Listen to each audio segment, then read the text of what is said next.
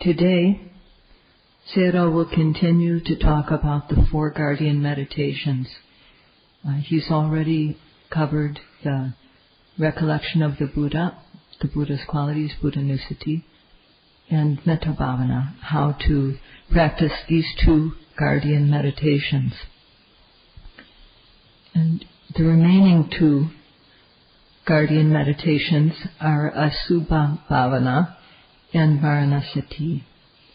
Asubha Bhavana is meditation on either a corpse or on the aspects within one's own body, parts within one's own body, in order to see their unpleasant, their foul characteristics.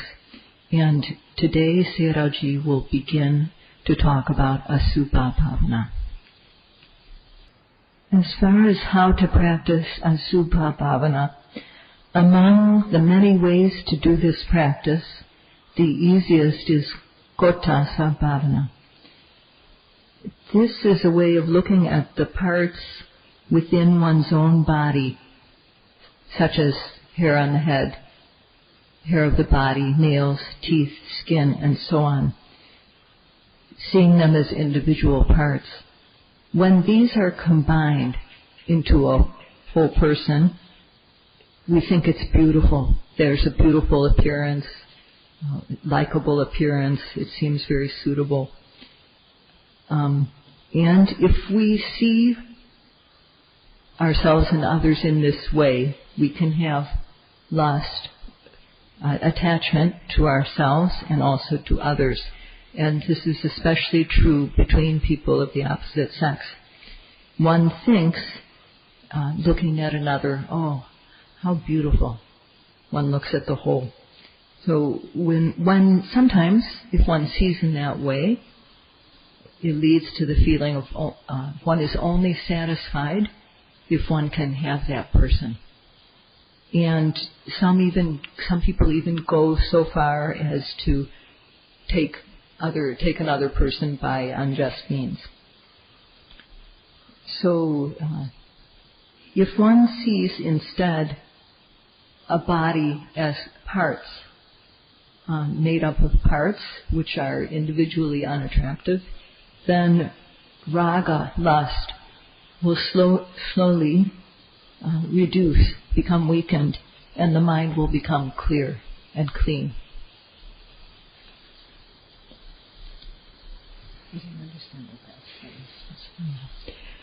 So, for example, if we have a very good car, very nice, sleek car, when it's a complete car, all the parts are there, all the parts are working, it's great, it's really good to look at, and we like it, we can use it. But if you take it apart and put all the parts in separate piles, just look at them individually, they are not usable as individual parts, and we don't want that, and we don't want the individual part the way we want the car. So combined, something is very good looking, but as separate parts, it's not attractive anymore. And this is the same with the body. If we look at the body, it's made up of hair, hair of the body, nails, teeth, skin, and so on.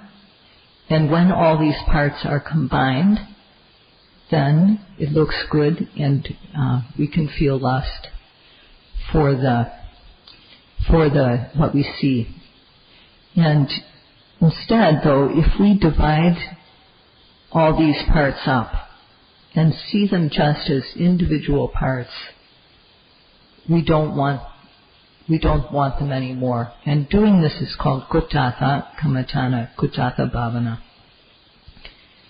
So we won't take pleasure in these parts. So, we won't take pleasure in our bodies if we can learn to see the body in this way as individual parts.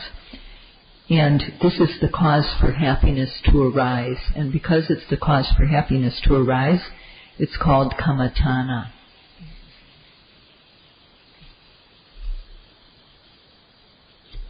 Kuttasa kammatthana, this asubha bhavana, is very suitable in the Buddha's teaching. It's very much necessary. When one is not living a household life, for people who are not living a household life, if there's no such practice as asubha bhavana or something like it, if one doesn't practice this type of meditation, then one will see objects as attractive. And when experiencing various objects, one can slip and fall. So this can even happen among monks. So as far as lay people are concerned, it goes without saying that this is a necessary meditation.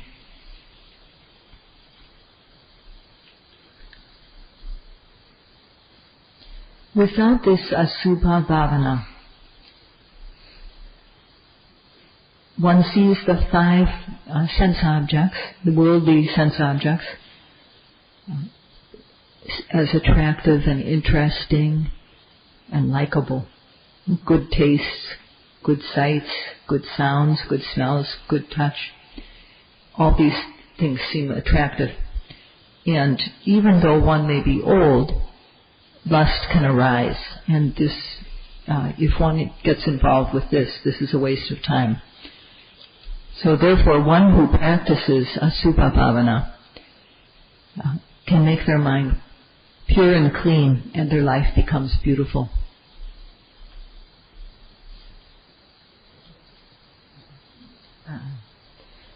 So in Burmese they say that one should make the mind beautiful in order to make the body beautiful.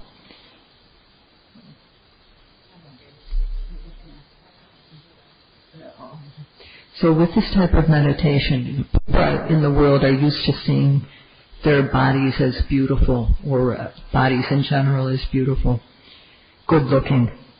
So we need to try to see them as bodies as not being beautiful, not being attractive. And to do this, we have to look at its parts. So if we combine all these parts, it looks beautiful to us.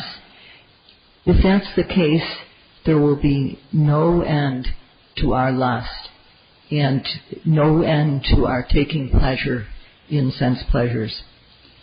So not only our mind will be destroyed by lobha, and that will make us not beautiful. And if lobha is present also, there will be anger due to dissatisfaction. So this all stems from not being able to see one's body as unattractive. So if lobha and dosa become strong, then this is the cause for us to be miserable. Okay. So if regarding one's own body, or the body of someone that one is interested in, especially a person of the opposite sex, if we don't at first learn to see the body as separate parts and see the unattractive aspects of one's own body or the body of others, then because we don't know the inherent unattractive aspect, we then start to think about it. And thinking about it, we want to see the person. We think the person is beautiful. We think we are beautiful, whatever it is. And then because we think it's beautiful, we start to worry that beauty will somehow change or be destroyed. And in this,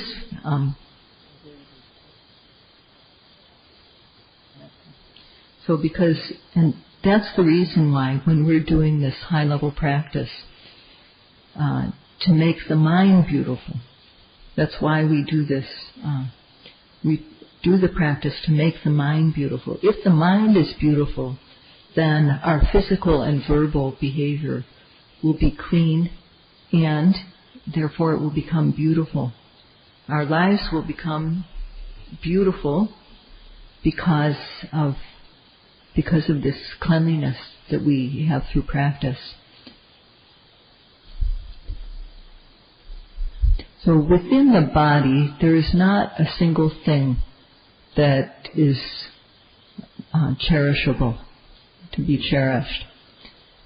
The purpose of Asubha Bhavana is to make one's life beautiful, and it has very many benefits. Seeing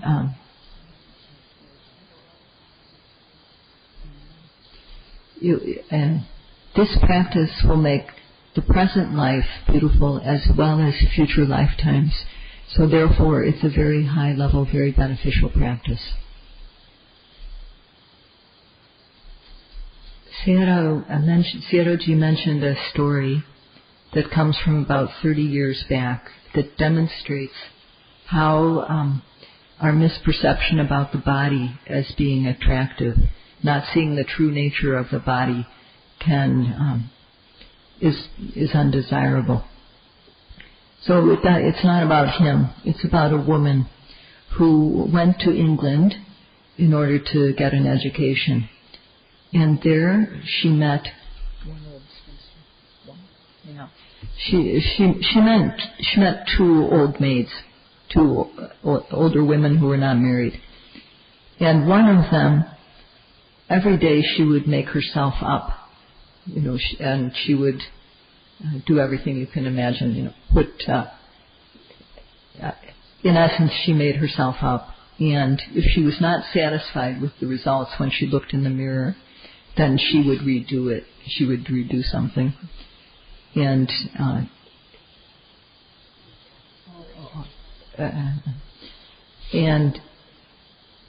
she finally, in the end, she was not satisfied with the job of making herself up, and so she began to cry.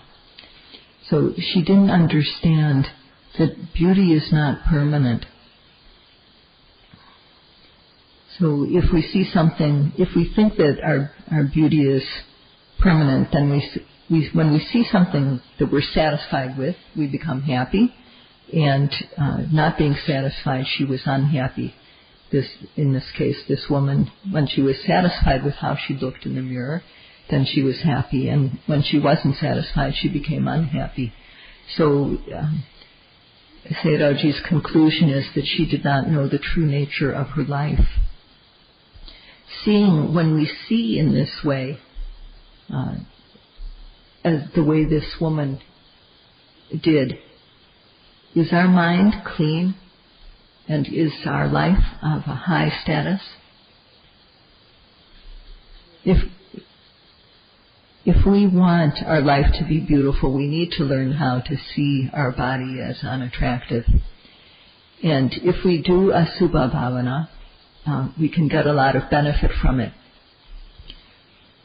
Even though we look at something, if we do Asubha Bhavana, even when we look at something, even with our ordinary eyes, we won't see it as attractive. We won't see this attractive quality in something, and therefore we won't lust about something.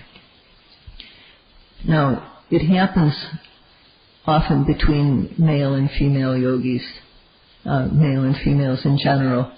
They become attractive to one another because they don't learn to think in this way. They think each other are attractive. So we can avoid this problem by doing Asubha Bhavana. Now, another point is that when our samadhi becomes good, attractive objects often come up in our mind.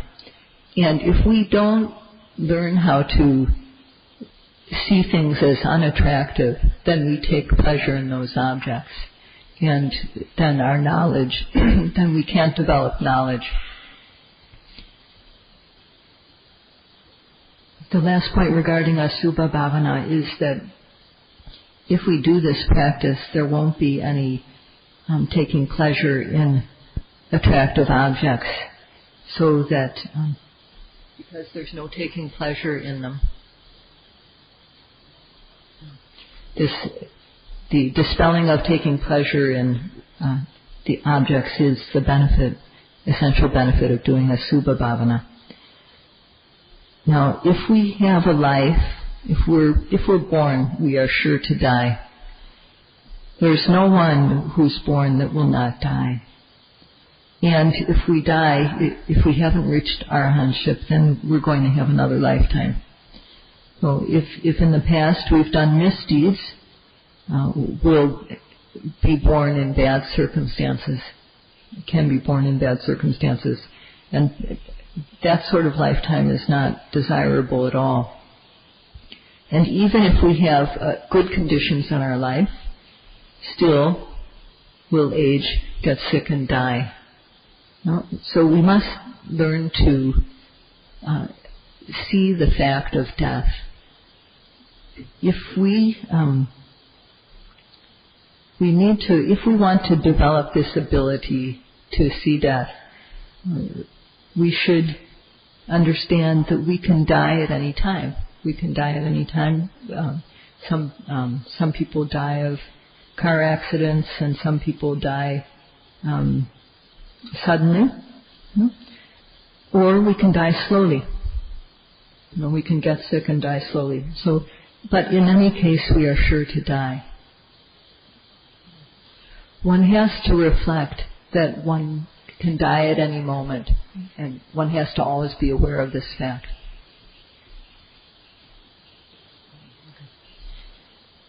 If one reflects on death and is constantly aware of the fact that one is going to die, one will understand that there's still time.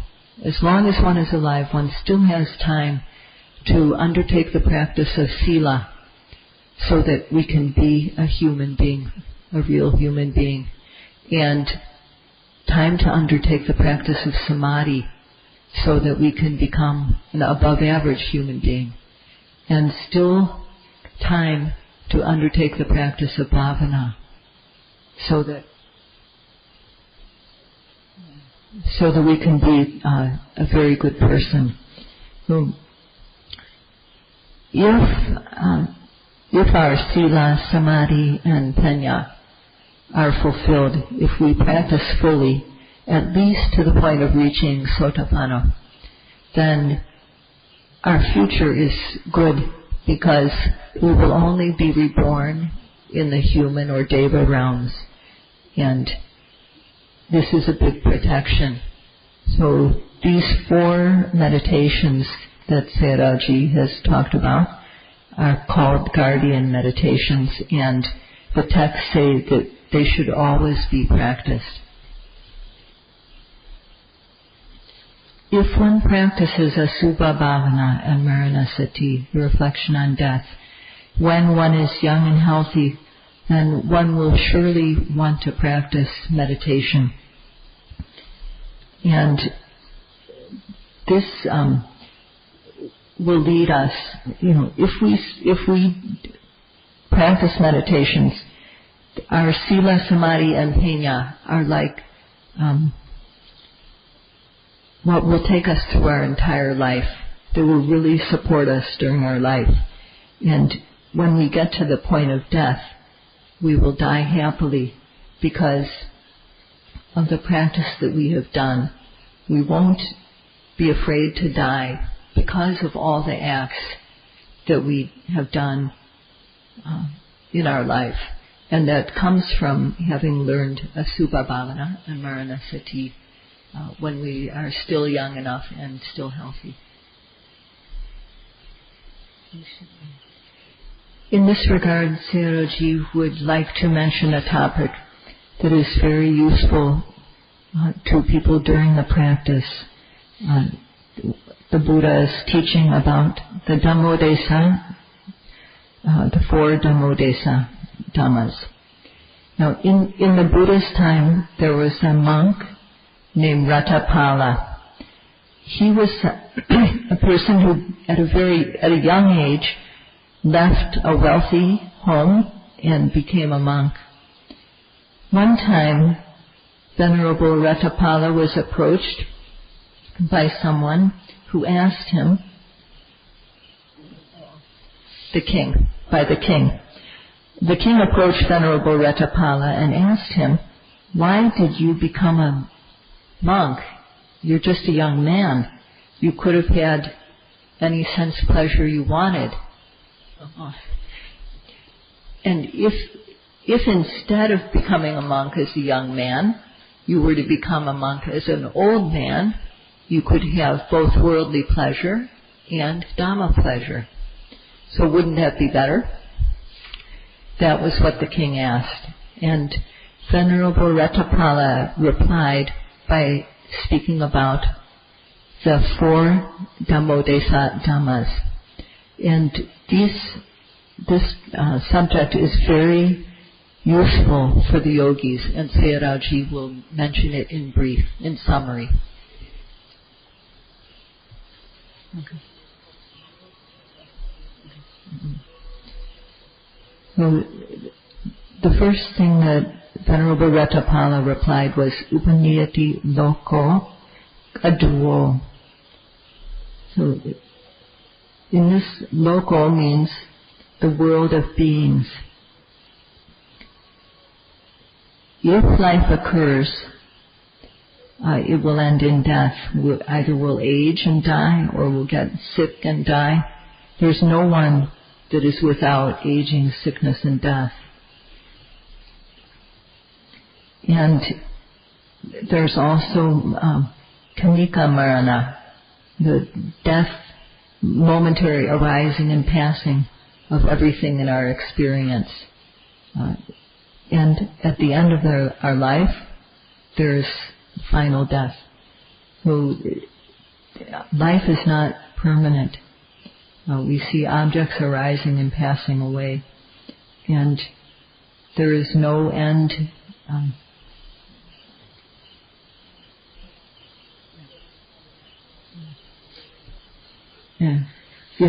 If we're born, then there's no way that we will be without aging, sickness, and death. And it's as though we are being driven to death time and time again, like cows that are driven to the pasture every day. We're being driven by birth, old age, sickness, and death time and time again because our life is not permanent.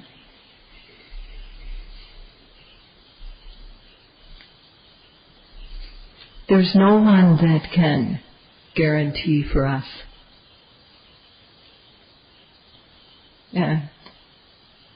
Adanang loko anabesaro is what Sayadaw said. Adanang loko anabesaro. In life, there's no one that can guarantee we won't age. There's no one that can guarantee that we won't get ill. So there's no one that can protect us. And that's what is meant by the word anabesaro. If there's no one who can guarantee us that we won't age, that we won't get sick and die, then there's no protection. So there's no guarantee and there's no protector. No one can protect us from old age, sickness, and death.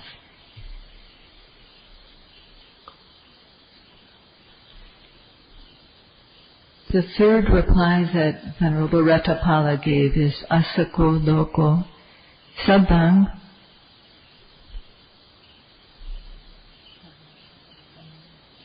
Pahaya Gamaniyo. So in life, one works to gain possessions, one has whatever one does in life, but whatever we gain in our life, in death we have to leave it all behind. The beings of the world have no true possessions. There's nothing that we can take with us when we die. Starting with our bodies, and everything that is connected with it. There's not a single thing that we will take with us when we die. What are our true possessions? Our true possessions, if we have a good mental attitude, a clean mind, if we practice sila, and if we practice dana, and if we practice vipassana, kusala, all these things are our true possession, these good acts that we have done in our life. If we do bad, of course, if we've done bad at any time, then we'll have bad results. So with this life, we have to do good. We have to try to make our physical, verbal, and mental behaviors clean. We should live in such a way so that we make the best of our life. The last reply of Venerable Ratapala was, Uno loco ateto tanadaso. Uno means that, this means that the world can never be, no matter how much water we put in something, if it can never be filled up.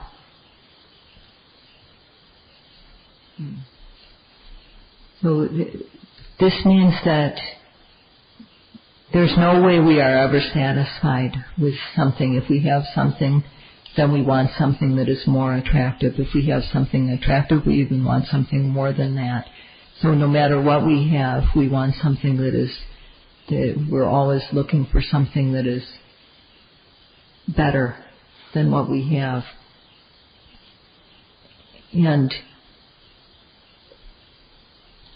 so there's no way that we will be satisfied with, as long as we see attractiveness in objects. There's no way that we will be satisfied. And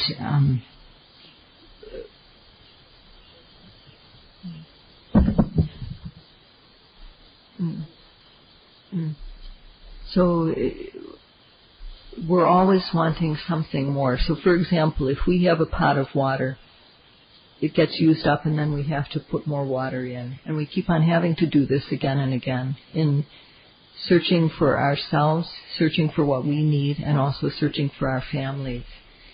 So in this way, Tanna is driving us. We're like the servants of Tanna is ordering us around. Our desire is ordering us around.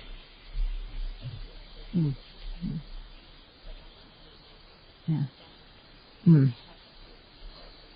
So this is the reason, because Venerable Ratapala could reflect on these four qualities, these four facts. This is the reason why he chose to become a monk at a young age and practice the Dhamma. If one can reflect on these four qualities, one will know that this work is very important.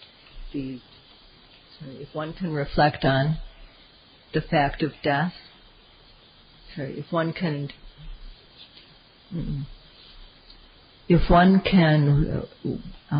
learn to see the fact of death, then one will be able to practice to become free of suffering of life, and that's the benefit that one will get from this practice. And that's all for tonight. Sadhu, sadhu.